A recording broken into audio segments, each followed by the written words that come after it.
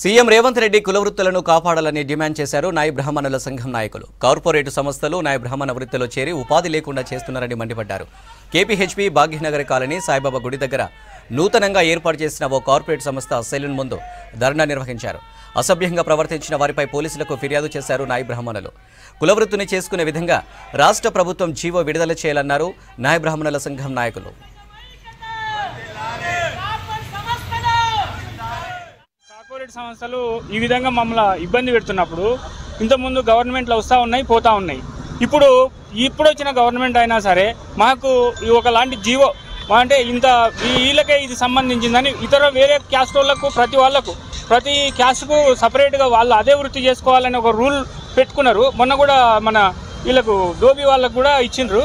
మాకు కూడా ఇదేంటంటే ఈ నాయ బ్రాహ్మణులకు ఒక సిస్టమ్ పెట్టి ఖచ్చితంగా వీళ్ళ వృత్తిని వీళ్ళే చేసుకునే జీవో పాస్ చేయాలి. ఇది ఖచ్చితంగా అందరు కోరుకునే నాయ బ్రాహ్మణులు కోరుకున్నటువంటి విషయం వాళ్ళ మనసులలో ఉన్నది ఇదే.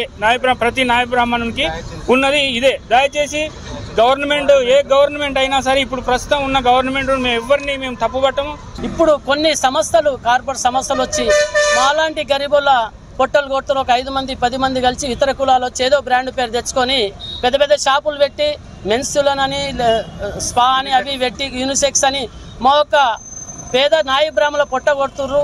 మేము పెట్టుకోవద్దని అంటలే. మా యొక్క రూలు డిస్టెన్స్ ప్రకారం 300 ఫీట్లకు ఒక షాప్ ఉంటుంది.